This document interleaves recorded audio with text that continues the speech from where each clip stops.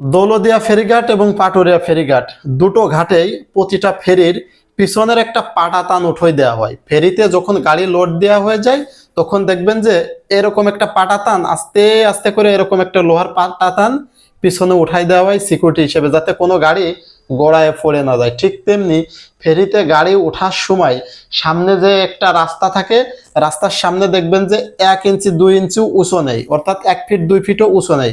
ওইখানে আমরা লোহার পাটাতান দিয়ে যদি 5 ফিট উঁচু করে দিই, তাহলে যত গাড়ি হোক ব্রেক ফেল হয়ে যদি সামনের দিকে দৌড় মারে, তাহলে ওই লোহার পাটাতানে গাড়িগুলো থেমে যাবেন, গাড়িগুলো সরাসরি পানিতে পড়বে না এবং পানিতে পড়তে চাইলেও কোনোভাবে সম্ভব না। আপনারা কি চান যে প্রতিটা ফেরিতে গাড়ি ওঠার ডানে বামে লোহার পাটাতান দিয়ে ব্যারিকেড দেওয়া হোক? যদি চান ভিডিওটি প্রচুর পরিমাণ শেয়ার করুন, যাতে প্রত্যেকটা ফেরিঘাটের মানুষ এবং ফেরির কর্মচারী এবং ফেরি রক্ষণাবেক্ষণ কর্মীরা এবং এই দায়িত্বে যারা আছে, নৌপথের দায়িত্ব যারা আছে, তারা যেন এই ভিডিওটি পায়। প্লিজ ভাইয়েরা, জীবনের নিরাপত্তার কথা ভেবে ভিডিওটি শেয়ার করবেন সবাই।